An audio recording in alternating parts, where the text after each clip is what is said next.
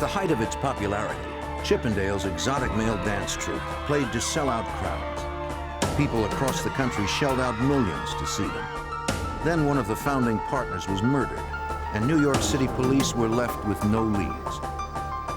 When a suspect finally did emerge, the chase would take the FBI to another continent in the hopes of solving the Backstage murder.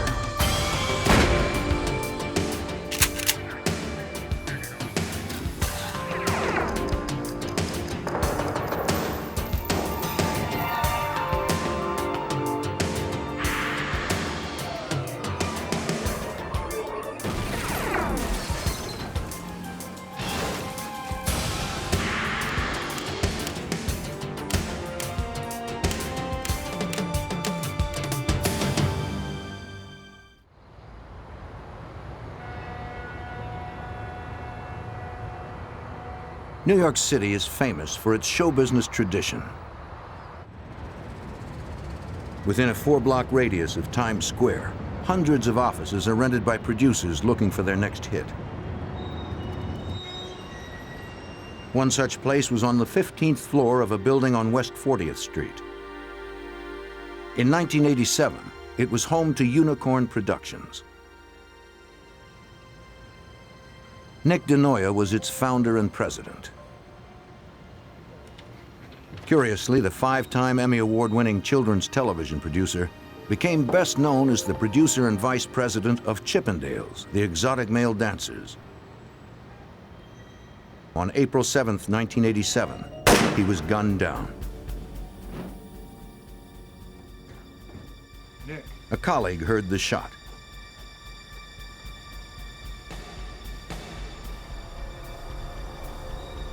He found DeNoia dead on the floor and called 911.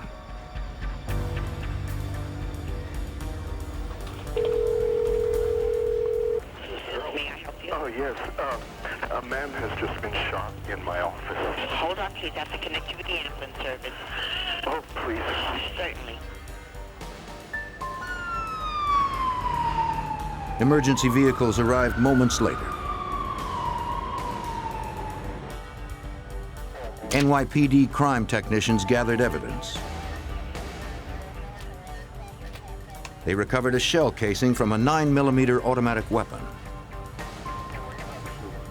DeNoia's colleague told homicide detective Michael Geddes that a strange man had entered the office just prior to the shooting. He said maybe about a half hour ago, or 45 minutes ago, somebody came into the office and said to him, "Are you Nick?" And he said, "No, Nick is in the other office, and he's busy right now." Without looking up from his work, the associate pointed the man to DeNoia's office. He never saw the stranger's face. The witness told detectives that moments later, he noticed the same man in the bathroom. While he was in the bathroom, he heard this guy leaving the bathroom, and a couple of seconds later, he heard the door to his office open up. And then he heard a gunshot. The last sound the witness heard was the exit door to the stairwell swing open, then close. Detective Geddes traced the killer's path, hoping to find something along the way that would point to his identity. I took down the route that I thought that the shooter might have taken to see if there was any evidence or anything. And I ran down the 15 floors, I believe it was. And when I got down to the end, there was 2 exits. One would lead to the lobby area, one would lead to the freight elevator area. So I exited out of the freight elevator area, then came back in and exited out of the lobby area just to get a feel for the scene. On the ground floor, detectives investigated the freight area. They dusted for prints, but were unable to lift any that were usable. The freight elevator operator had seen a man run through the door and out to the street. He recalled that the suspect wore jeans and had dark hair. He also gave us the exit of how the fella came out of the building as he exited the building on 40th Street, and when he came out, he made a left towards 8th Avenue. Upstairs, two city detectives arrived with Nick DeNoya's brother Val from New Jersey to identify the body. The men had been close. Val was devastated by the sight of his murdered brother.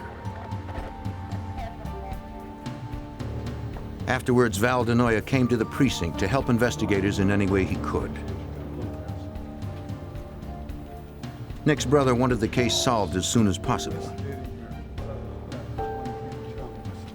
Detective Geddes hoped Val knew something that could provide a solid lead.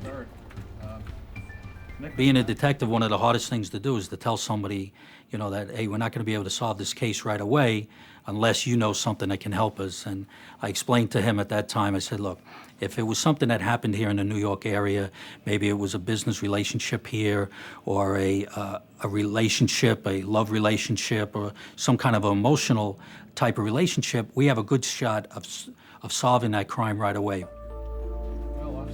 For Val DeNoya, one name came to mind, his brother's business partner, Steve Banerjee. Banerjee had known Nick DeNoya since the early 80s. Val told the detective that his brother met him in Los Angeles. Nick DeNoya had traveled to LA hoping to build upon the success he enjoyed in New York. The five-time Emmy Award-winning producer fielded many offers, but one man in particular was relentless in his pursuit. Steve Banerjee, the East Indian immigrant and entrepreneur who had dreamt up Chippendale's male exotic dance revue, wanted DeNoya to fashion a more refined act. Though ladies-only nights in LA were extremely popular, Banerjee wanted a dance troupe worthy enough to draw audiences in New York and Las Vegas. He believed that Nick DeNoya was the man who could make that dream come true. Val DeNoya said that his brother was reluctant at first, feeling the act was too sleazy. When Banerjee promised him all touring rights and 50% of its proceeds, DeNoya accepted the offer. Nick polished the routine and booked the troupe at Club Magique in New York. The newly styled Chippendales dancers became an instant hit.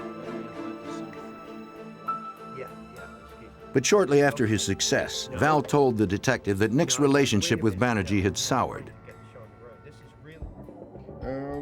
Banerjee demanded a larger percentage of the touring profits, but Nick refused to give in. They were always constantly arguing, and they were arguing about different ends of the business, and, you know, it's just like regular business partners, you know, but they were having trouble.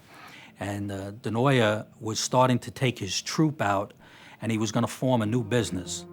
He was doing very well. In the weeks prior to his death, Nick was negotiating touring deals for a troupe he designed to compete directly with Chippendales. Stealing market share from Chippendales could cost Banerjee millions. Val offered the detectives his brother's financial records. NYPD set up surveillance at Nick DeNoya's funeral since detectives suspected he'd been murdered by someone he knew. Nick's brother would help identify as many mourners as possible. Nick's partner, Steve Banerjee, was among those who paid their respects. The following day, investigators phoned Banerjee in California to inquire about his relationship with his late partner. For Detective Geddes, the interview had a subtler agenda than fact-finding. We were trying to get what we call a negative interview, you know, where if he says, no, I had nothing to do with it, we were great friends, and things like that, just to try to disprove things that were starting to be said, so if later on it was involved with him, we could just tie it all together. You know, it's, like I said to you, it's Banerjee never contradicted what police already knew. You know, He acknowledged that he and DeNoya did not get along, and admitted that he was upset that his partner had formed a new dance troupe. any help that I can do, officer. Banerjee added that on April 7th, the day of the murder, he had been in Los Angeles the entire day. Yeah, you know. That did not rule out the possibility that a hitman had been hired. Thank you very much. but detectives had nothing to prove it. The Denoya family offered a substantial reward for anyone who came forward with information. Police received several calls, but none panned out. We always felt this fellow, Steve Banerjee, had something to do with it, but nobody could really give us any concrete evidence or even steer us in the direction of where we could tie anybody into what happened.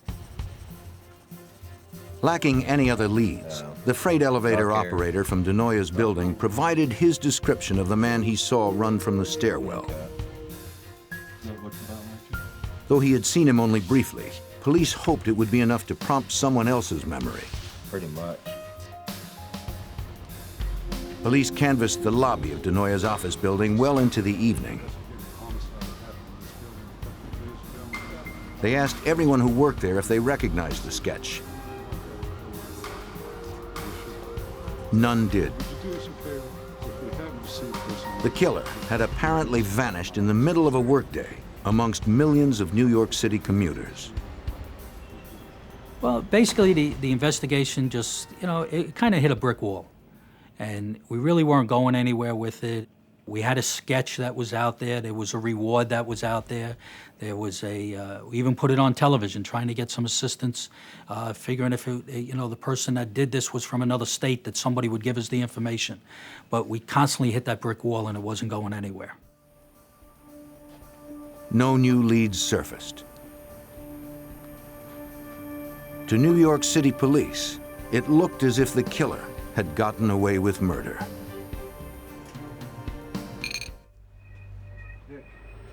Four years had passed since Chippendale's choreographer Nick Denoya had been murdered in his Manhattan office. The case remained unsolved. Then, in July 1991, over 2,500 miles away, Special Agent Dan West at the FBI's Las Vegas field office received a call. It was from a man who claimed he had been hired to kill two people for $25,000. I immediately wasn't sure whether or not he was just a prank call. It's not unusual for the FBI, especially in Las Vegas on a weekend, to receive prank calls, a lot of alcohol flowing. So I asked him to give me specific details of the alleged planned murder. The caller said that a man named Ray Cologne had hired him to kill two managers of a male exotic dance troupe touring England. They were competitors of the Chippendales dancers.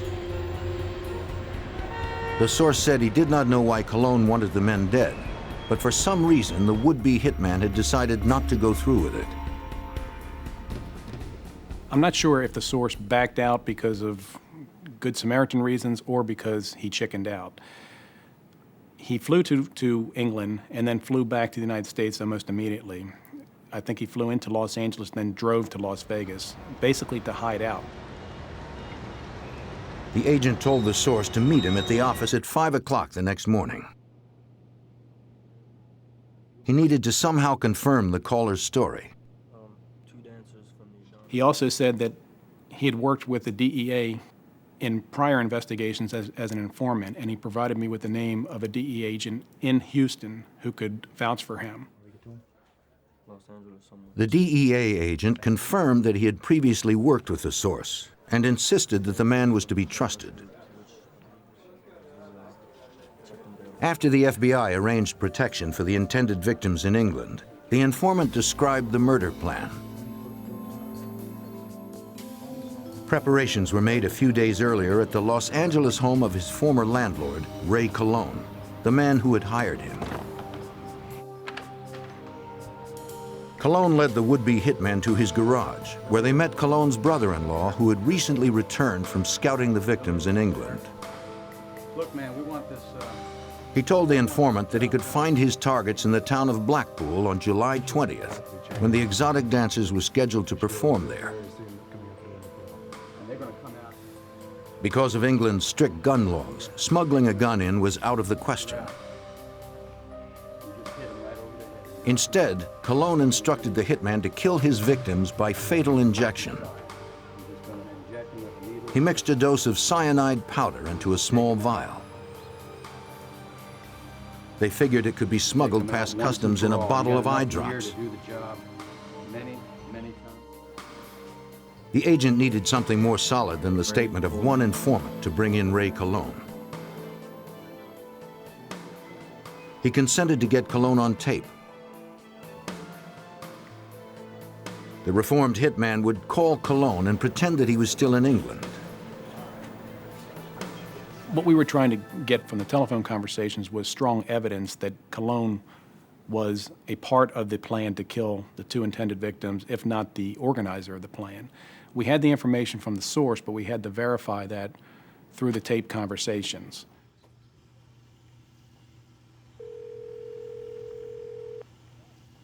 Hello? Ray, Yeah, Barry, buddy. Are you sure that damn stuff is going to work? It's pretty rad, buddy. yeah, it'll work. Oh, man, I don't want to... But, and if you want to add something to it, How long is it going to take before they croak and hit down? Was that an immediate, if not sooner? yeah, right, that's probably potent. You can even put a little, if you want, a little Drano in there if you want. Well, it's going to kill them right away then, huh? Okay. It was evident from the beginning that Ray Colon was not only a participant in this murder-for-hire scheme, but that he was actually the director of it. Colon provided numerous suggestions to the source on how to best effect the death of these two intended victims. What wasn't evident from the recordings was a motive for killing two managers of an exotic male dance troupe. Do you know who hired Cologne? During the conversations, Colon had made reference to a third man who was providing money for the double murder. But the informant told Agent West that he did not know the man's name. 2 days later, on Wednesday, July 25, 1991, a federal judge in California was convinced that the FBI had enough probable cause to search Colon's Los Angeles home. Colon was surprised by the warrant. It limited the agent's search to cyanide, travel records to England, and correspondence that could link Colon and his brother-in-law to the intended murder. In the bedroom, they found flyers for the male exotic dance tour in England. Let me have a bag, will you? They also found 2 handguns in a drawer. Records indicated they had been legally purchased by Ray Colon. And since the warrant didn't specify weapons, the guns were not seized. In the garage, agents did find something the warrant had specified. A bag filled with cyanide. It corroborated their informant's story. This is what he was talking about. Then, one agent found something that would break the case wide open. During the course of the search warrant, we found Colon's address book. Special Agent Andy Stefanik from the Los Angeles office was going through that book, and he noticed the name of Steve Banerjee.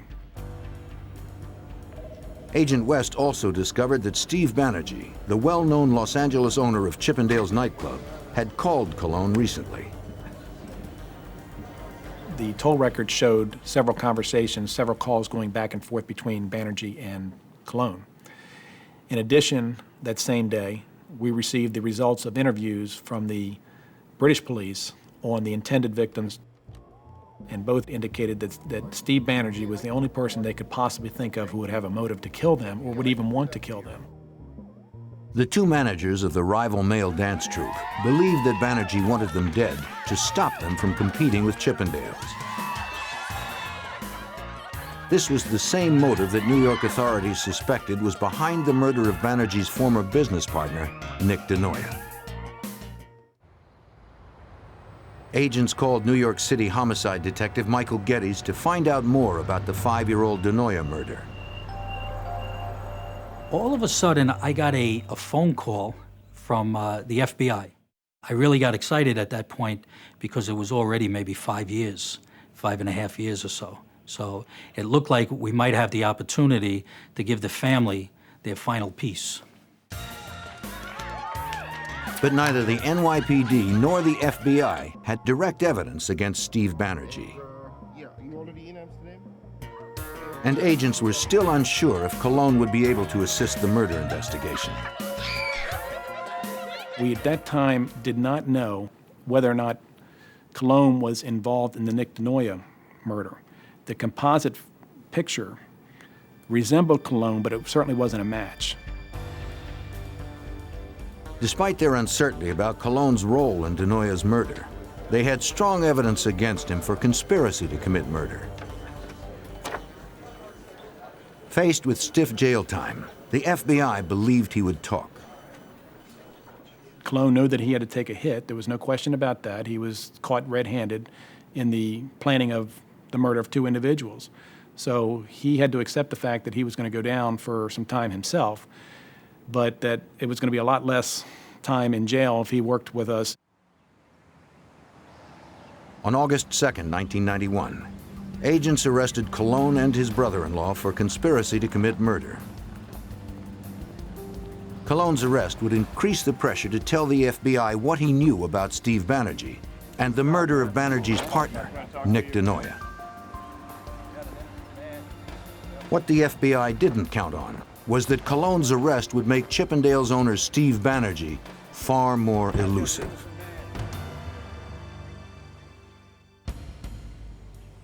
In August 1991, the FBI arrested Ray Cologne and his brother-in-law in Los Angeles for conspiracy to commit murder. Their two targets, who escaped unharmed, were managers of a male exotic dance troupe touring England. Agents believed that a third man, Steve Banerjee, creator of Chippendales, had hired them to kill the men. Special Agent Dan West needed more than a hunch to arrest Banerjee. He hoped that Ray Cologne would provide something more solid. He knew that, that his best chances of getting the best deal were to cooperate with the FBI.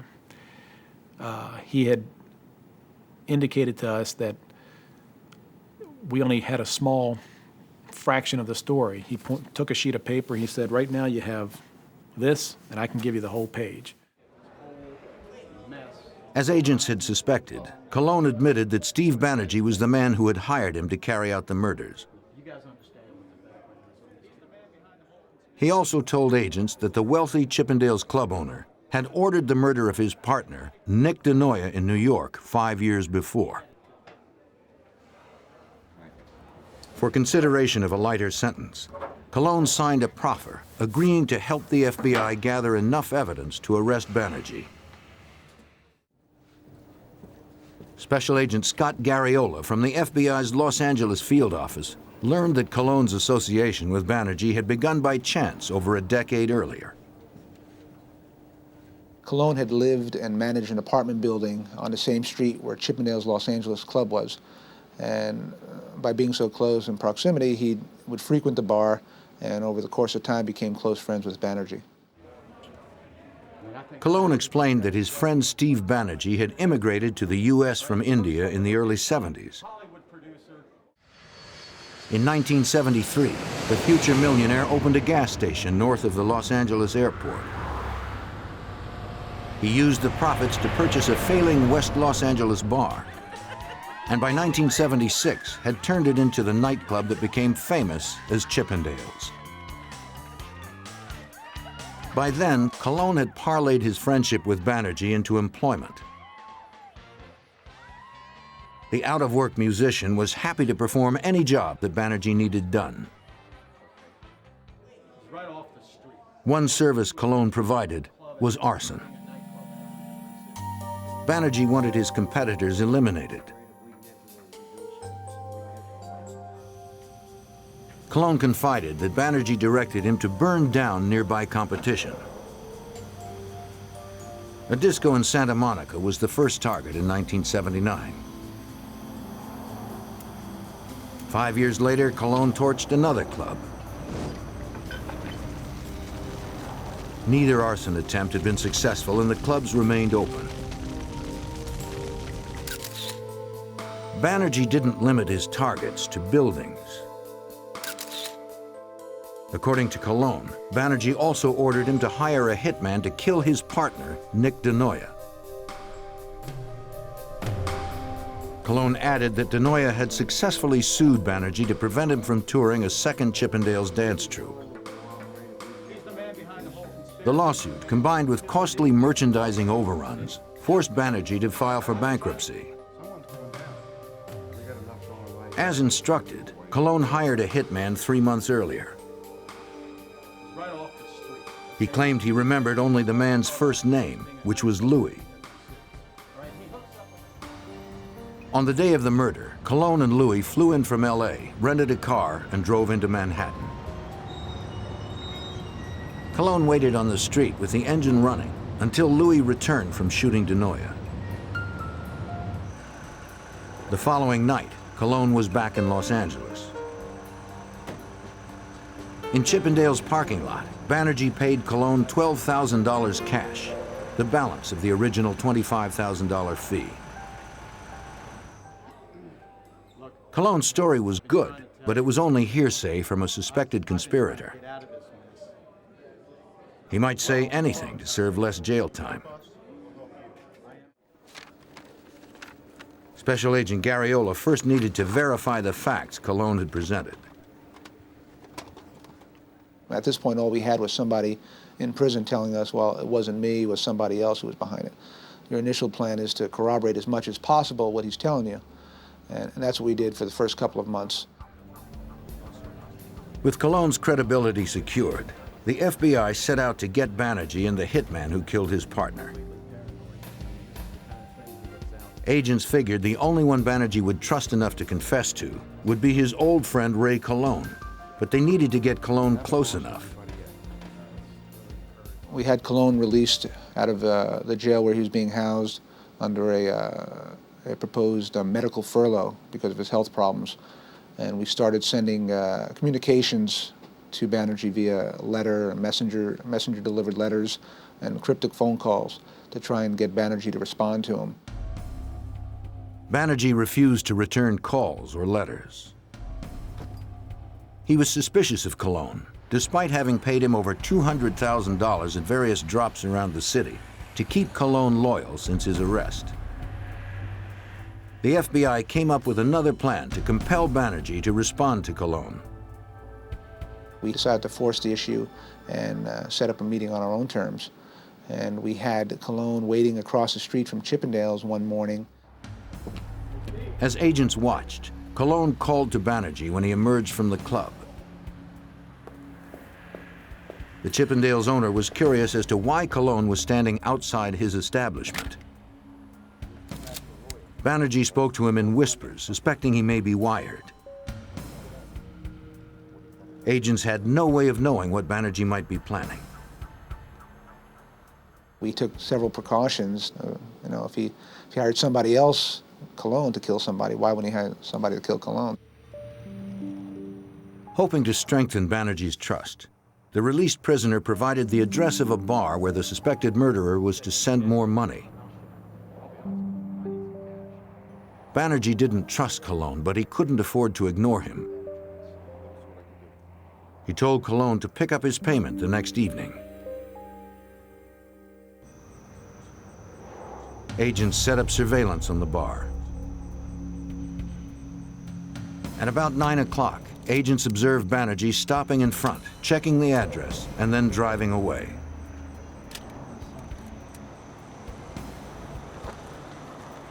A short time later, a messenger delivered a package. Agents retrieved it from inside. When we contacted the messenger company that had sent the package, the pickup location where the package was received from was a bakery that was right next door to the building where the Chippendales dancers were practicing and rehearsing. Back in the FBI offices, agents opened the package, not knowing what might be inside. It contained $14,000. I guess we got him hooked. The payoff meant that Banerjee would continue to keep Ray Colon close to him. But agents didn't know if Banerjee would talk, or if the hitman, known only as Louis, would ever be found.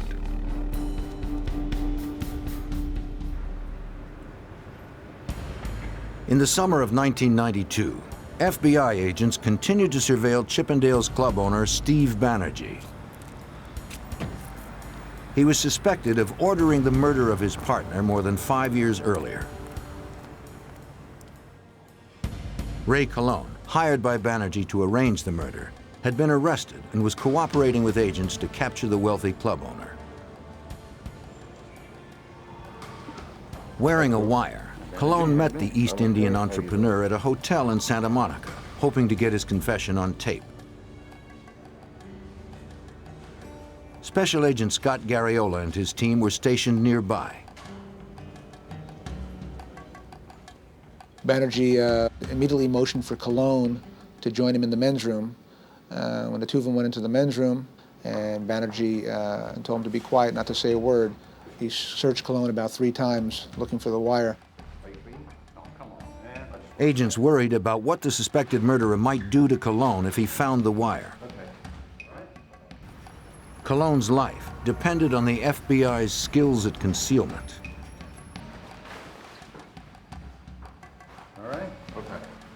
Banerjee never found the wire, but it was clear that he did not completely trust his longtime friend Ray Colon. Out in the lobby, Banerjee insisted they communicate through notes instead of speaking. Agents recorded only scribbles and whispers. Banerjee wanted to know how much Colon had told the FBI and what they knew about, quote, the deed. Colon knew the deed referred to the murder of Banerjee's partner. The former musician denied that he had said anything to federal agents. Once again, we were unsuccessful in getting an audible recording due to the fact that Banerjee basically whispered throughout the whole thing and wrote notes, and when Colon would raise his voice and try and talk, Banerjee would shush him, basically, by putting his finger to his mouth and saying, no, we can't talk. Banerjee gathered the notes and returned to the restroom, this time alone.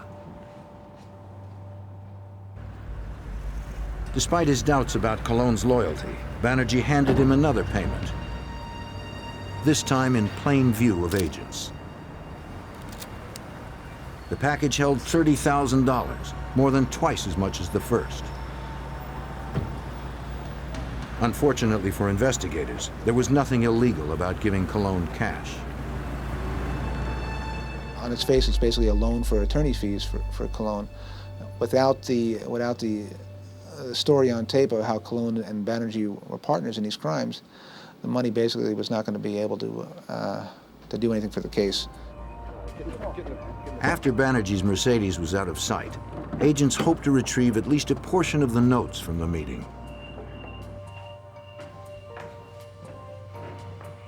In the men's room under a toilet, one agent discovered a scrap of paper. It seemed that Banerjee had flushed the rest. Though it held only a small pen mark, it would help corroborate Colon's story when it came time to testify at trial. Colon did not remember the full name of the hitman he had hired in 1987, but he did recall that his first name was Louis, and he lived somewhere in East Los Angeles. Colon didn't have a last name for him, didn't have an address. We had took him out a couple of times, had him drive us around the area, and he pointed out a house that he thought Louis had lived in.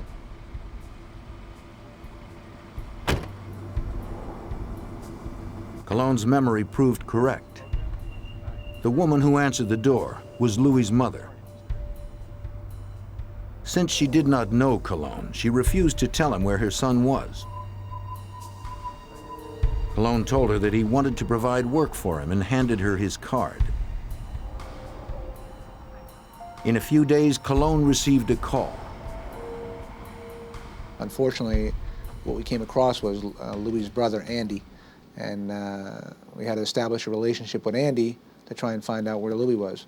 So we had Colon talking to Andy about various things. He needed to hire Louis back for a job, same job he had completed a few years prior. After about a month, Andy finally told Colon that he could find his brother, Roberto Rivera Lopez, in Los Angeles' county prison. Rivera, whose nickname was Louis, was serving time for possession of narcotics and would be out of jail in a few months. As a heroin junkie, he would need fast cash after his release and wanted to know more about Colon's offer. Colon laid the groundwork once again for this new job that he wanted Rivera to help him with. And the plan that we had set in motion was that there was a witness to the homicide in 1987, and that Louis needed to go back and take care of that witness. Near the end of 1992, Colon met with the hitman for the first time in 5 years. With their conversation being monitored, the FBI informant slowly drew Louis Rivera in, detailing a new murder plot. If the FBI ever hoped to get the hitman confessing on tape, it had to be now. His release date on the charge he was incarcerated for was, I believe, January 17th of '93. We were running up against the clock.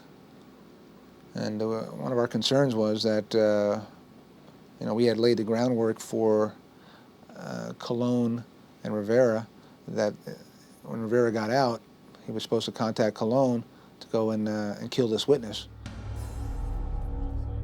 Agents' worries were laid to rest. On Christmas Eve 1992, Rivera described his role in the murder of Nick DeNoia. At 3:30 p.m. on April 7th, 1987, Louis arrived on the 15th floor of DeNoia's building disguised as a messenger. The place was empty except for one man in the outer office.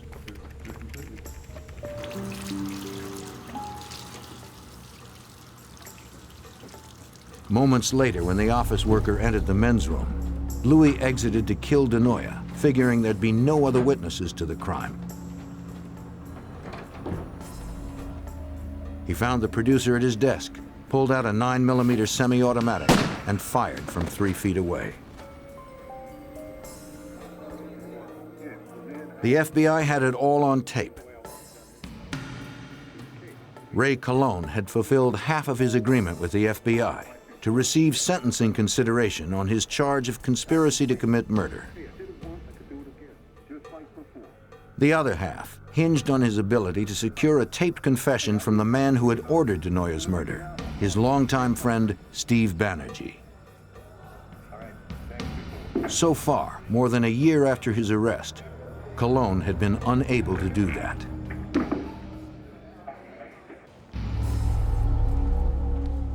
By January 1993, the FBI's cooperating witness, Ray Colon, had been unable to convince murder suspect Steve Banerjee to discuss aloud the crimes they had planned together. They had met several times, but Banerjee had been too paranoid or too clever to be recorded. At one meeting, Banerjee suggested he'd help Colon hide out overseas. Special Agent Scott Garriola and his team used Banerjee's suggestion to form a new plan. Perhaps Banerjee could be lured overseas to talk to Colon on foreign soil. I don't think it was too difficult on Banerjee's part to accept the fact that Colon was going to go overseas. I mean, he wanted to be rid of Colon. He knew Colon was the only person that could tie him into these various crimes dating back to 1979. Since Colon was still on Banerjee's payroll, agents believed it was likely that he would visit Colon in person to be certain that Colon had what he needed for an extended stay. Banerjee wanted Colon out of his life permanently. The FBI selected Rome as their destination, since Italy's laws and police force are well adapted to surveillance investigations. Agents made extensive preparations before they arrived. We acquired a phony United States passport for Colon, an alias name, which you would expect someone who's on the run, a fugitive in another country, to have some kind of phony documentation. So we acquired that. We also entered Cologne into the nationwide crime computer as a fugitive. So in the event Banerjee had some kind of private investigator or someone check the computer, it would show that there was a warrant out for Cologne's arrest because he was now a fugitive. With the cooperation of the Italian authorities, the FBI secured an apartment for Cologne in Rome that was wired for recording. When everyone was assembled, Cologne placed a call to Banerjee in California. The East Indian murder suspect understood that Cologne would use the code name Mr. Underwood when he called. Yeah. Hey, this is Mr. Underwood. How you doing, Steve? So when can you come and discuss the particulars? I cannot go to Italy, but I can go to Switzerland. How about Zurich? Can you come to Zurich? No, that's impossible. Why can't you go to Italy? I know visa. Huh? It takes a month to get it. There was a problem with Banerjee coming to Rome since he was not a United States citizen. He claimed he was not able to obtain a visa in time to enter Italy, and he wanted initially to meet us up by the Italian-Swiss border. Banerjee finally agreed to meet Cologne in Zurich, Switzerland. The FBI had only a short time to make the new arrangements. It was quite a challenge to get everything accomplished. Basically, this was a Friday, I believe, and it was basically one day since no one worked on a weekend back in the States. We had to get everything, all the necessary approvals for the travel, the country clearance. We had to get the U.S. Attorney's Office to contact, through a mutual legal assistance treaty, contact their counterparts in Switzerland to get the authority, the legal authority to do the consensual recordings. It was quite arduous, to say the least. We will take Despite the brief turnaround time, the FBI and Swiss authorities would be ready. across towards the main door. The plan was to wire Cologne for a meeting in the hotel lobby.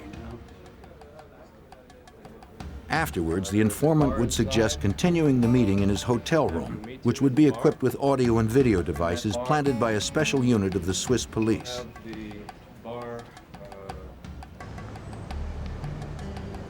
Two adjoining rooms were booked in a downtown Zurich hotel. One room they wired for picture and sound. The room next door would hold the monitoring equipment. Agents hoped that this time, their efforts would finally be rewarded with Banerjee's confession on tape. From the time of his arrival at the Zurich airport, Steve Banerjee would be under constant police surveillance. The plan was for Cologne to call Banerjee and arrange a meeting in another hotel late in the afternoon.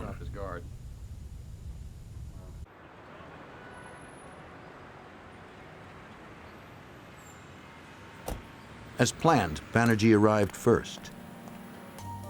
Undercover agents and Swiss police were stationed throughout the hotel dressed as staff. He waited in the bar where he was expecting Cologne's call.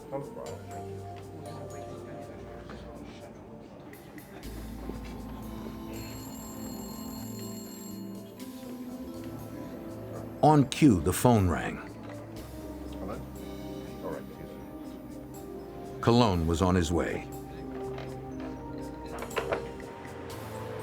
This was the FBI's best chance to get the recording they had long awaited.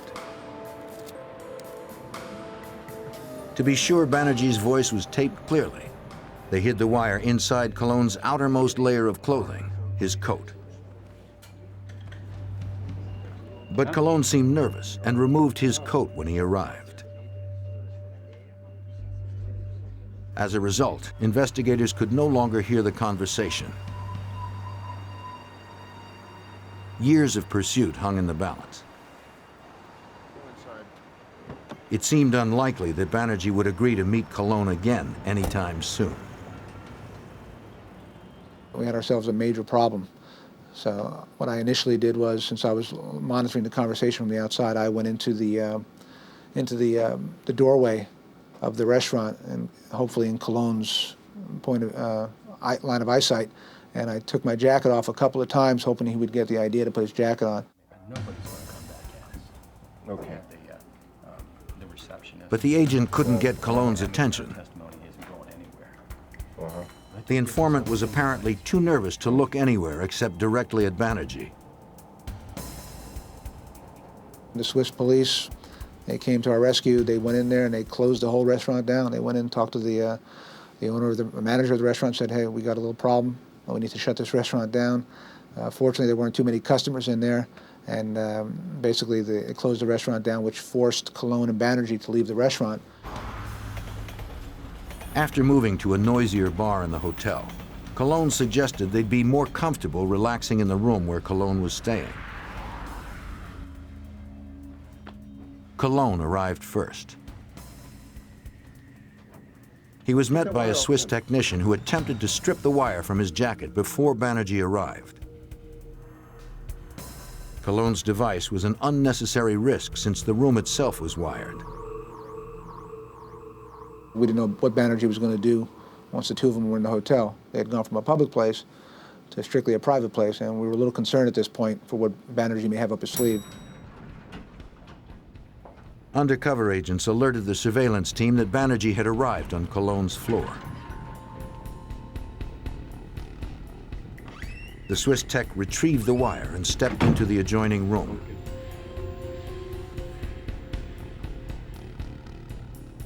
Cologne barely had time to pour himself a drink before there was a knock on the door.